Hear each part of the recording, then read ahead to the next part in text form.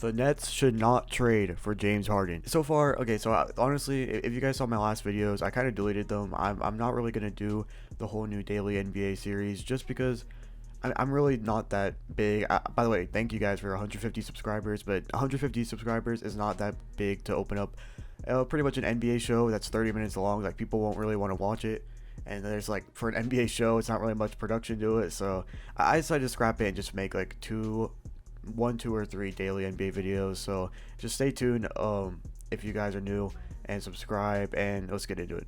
So yesterday, the Nets completely blew out the Warriors so much where it was to the point where I turned off the game, which is kind of a lot for me because I couldn't watch enough basketball yesterday as I really wanted to. Like, I missed the first half of the Lakers game, and I missed, I think, like the first half of the quarter of the Nets game because I allegedly could not find a stream to watch it on.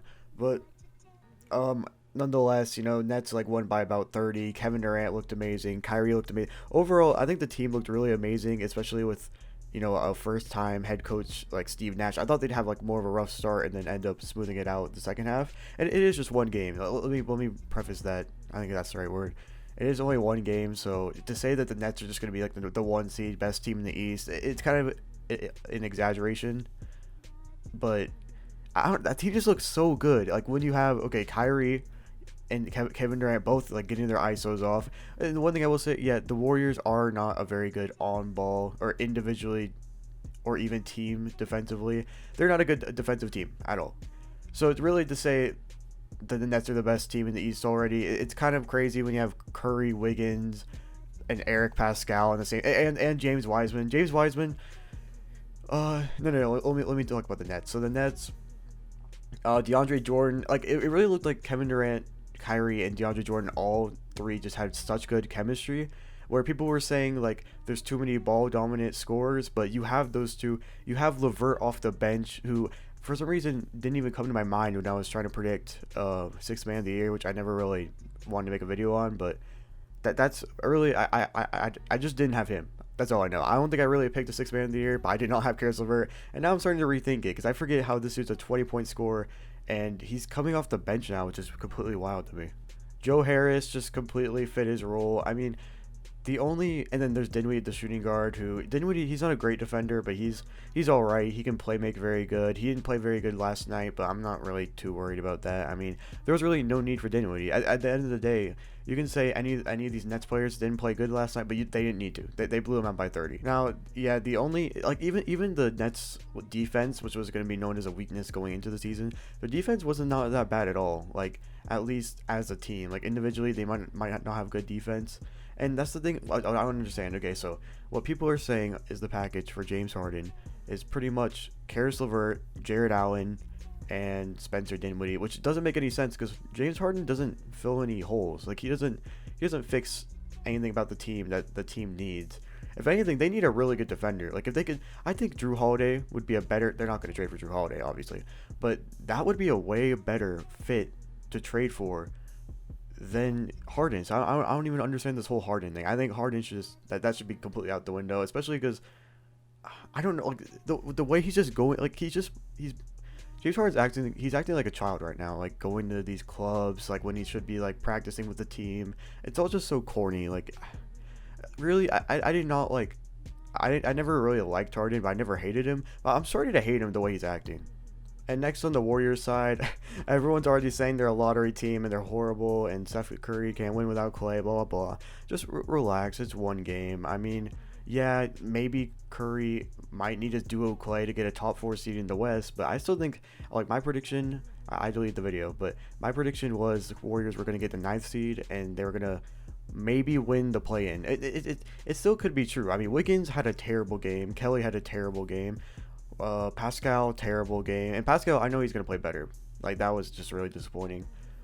James Wiseman, I think that was the game of his career. Like, people are already saying, and I trust me, and I'm not even making this up. A lot of people have said James Wiseman is the rookie of the year. He's going to be amazing. He just does what you just kind of want a center to do.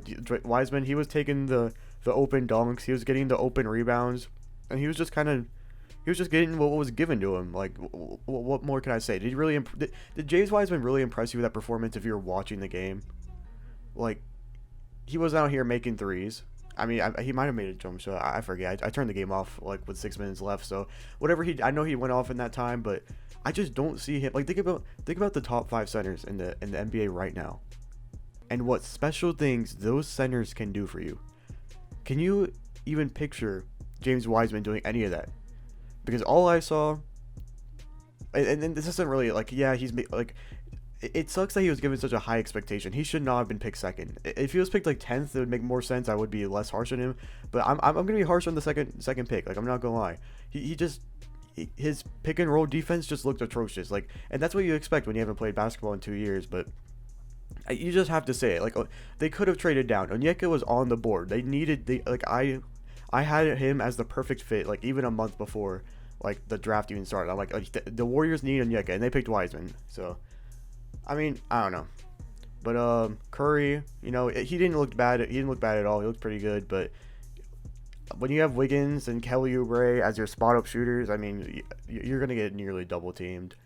And even like, I'm so disappointed in Pascal. Pascal should have played good. But yeah, you really can't expect too much great things from this team. When you look at the bench, the only depth that they have is really, if you want to say Wanamaker, sure, but it's really just the center spot. They have Marquise Chris, and Kevon Looney isn't that good, but Marquise Chris as a backup center is pretty good. I mean, when Draymond comes back, Eric Pascal will be a backup power forward, which is pretty good. But that 1 through 3 backup, like, they don't really have anyone.